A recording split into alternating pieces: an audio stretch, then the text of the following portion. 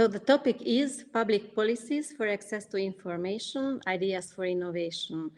And although there is no largely accepted definition for what public policy is, we can agree that public policy is a kind of reaction, a kind of response the government or the legislative power gives to a problem which emerges in connection with the life of the society.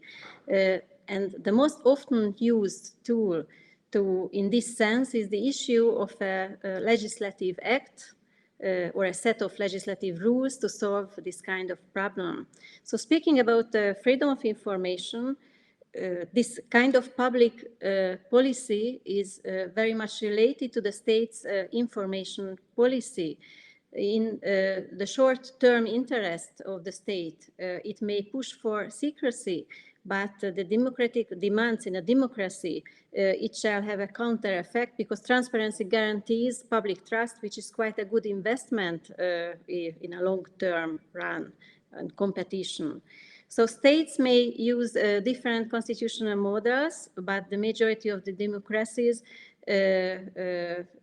but in the majority of the democracies, the right to freedom of information has been incorporated somehow in the catalogue of constitutional rights. And one of the most popular models, especially in Europe, is where this right to information or right to public policy is somehow connected with the family of rights of the communication rights, with the leadership of the freedom of opinion, freedom of expression. So there are about 130 countries which have already some kind of Freedom of Information Act or legislation, and these acts are very similar as a whole. So we can always find a principle of transparency or a principle of good governance. There are always the exemptions, for example, national security or privacy protection. There are always a push for proactive electronic freedom of information.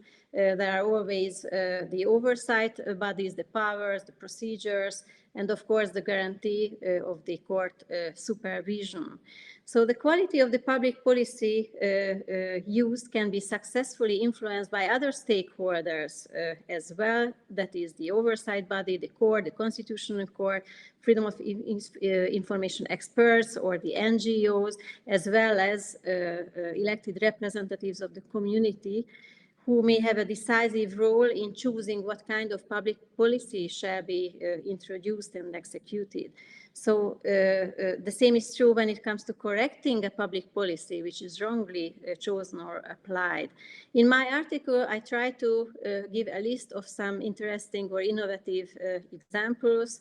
For example, how in the legislation the powers of the oversight body are being regulated. There is a trend to give more powers for the oversight bodies, to give them sanctioning powers, for example, to impose fines. And the recent example, the practical example came from my country, from Hungary, where our authority was given an extra strong power and the power to impose financial fines as well. Or the other example is using the technological tool for ensuring proactive publicity. And the good example is the National Transparency Platform of Mexico, which I was able to study closely. And of course, there are the campaigns organized by NGOs. A good example comes from India, or initiatives of NGOs.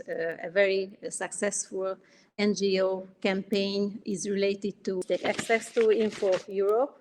So these are all the innovative examples I try to gather in my article, which can influence this kind of public policy used on the transparency area or territory.